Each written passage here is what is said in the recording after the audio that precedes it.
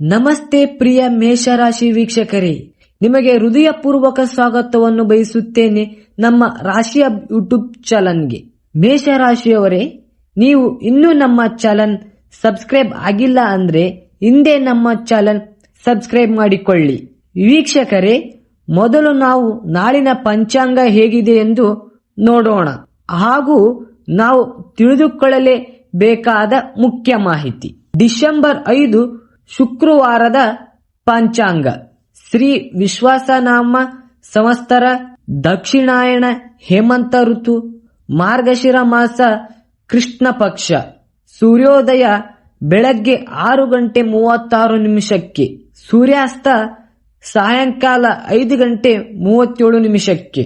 ವರ್ಜಯಂ ಸಾಯಂಕಾಲ 4:40 ಸಂಜೆ 6:04 ದುರ್ಮುಹೂರ್ತ ಬೆಳಗ್ಗೆ 8:48 ಬೆಳಗ್ಗೆ 9:32 ಮತ್ತೆ ಮಧ್ಯಾಹ್ನ 12:28 ಮಧ್ಯಾಹ್ನ 1:12 ರಾಹುಕಾಲ ಬೆಳಗ್ಗೆ 10:44 ಮಧ್ಯಾಹ್ನ 12:06 ಯಮಗಂಡ ಕಾಲ ಮಧ್ಯಾಹ್ನ 2:51 ಸಾಯಂಕಾಲ 4:14 ಗುಳಿಕ ಕಾಲ ಬೆಳಗ್ಗೆ 7:58 ಬೆಳಗ್ಗೆ 9:21 ಬ್ರಹ್ಮ ಮುಹೂರ್ತ ಬೆಳಗ್ಗೆ 5 ಬೆಳಗ್ಗೆ 5:48 ಅಮೃತ ಕಾಲ ಬೆಳಗ್ಗೆ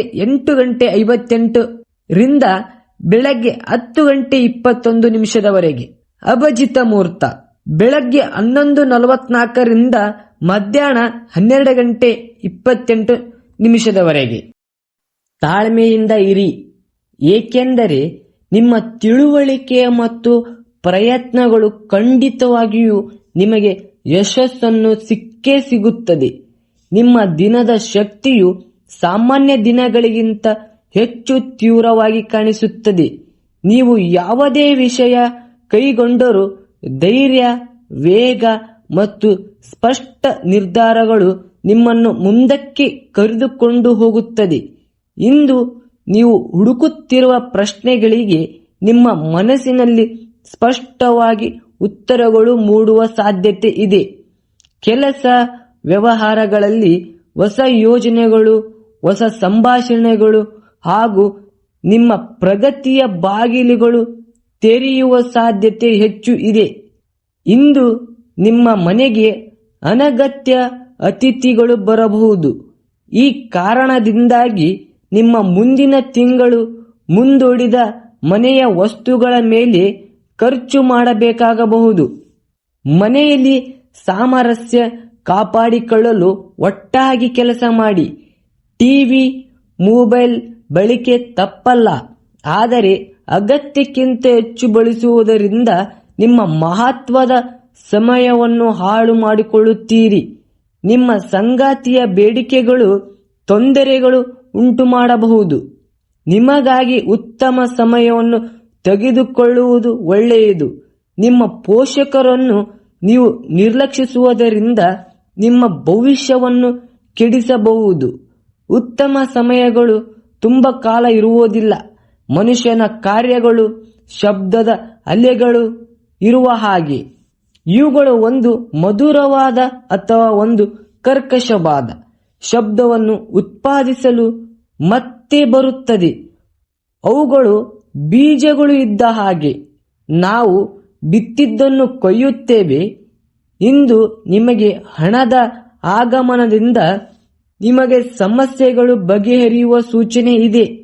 ನಿಮಗೆ ಕುಟುಂಬದ ಸದಸ್ಯರೊಂದಿಗೆ ಭಾವನೆಗಳನ್ನು ನೋವಿಸುವುದನ್ನು ತಪ್ಪಿಸುವ ಮೂಲಕ ನಿಮ್ಮ ಕೋಪವನ್ನು ನಿಯಂತ್ರಿಸಿ.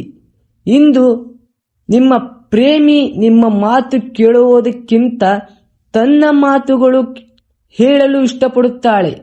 ಈ ಕಾರಣದಿಂದಾಗಿ ನೀವು ಸ್ವಲ್ಪ ಅಸಮಾಧಾನಗೊಳ್ಳಬಹುದು.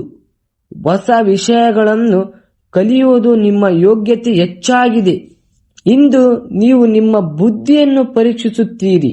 ನಿಮ್ಮಲ್ಲಿ ಕೆಲವರ ಚದುರಂಗದ ಪದಗಳು ಆಡುತ್ತಾರೆ ಮತ್ತು ಇತರರ ಕತೆ ಕವನಗಳು ಬರೆಯುತ್ತಾರೆ. ಆದರೆ ಇದು ಕೆಲವರ ಭವಿಷ್ಯದ ಯೋಜನೆಗಳಿಗೂ ಸಹಾಯವಾಗುತ್ತದೆ. ನೀವು ಕೆಲಸದ ಅಭಿನಂದನೆ ಪಡೆಯಬಹುದು.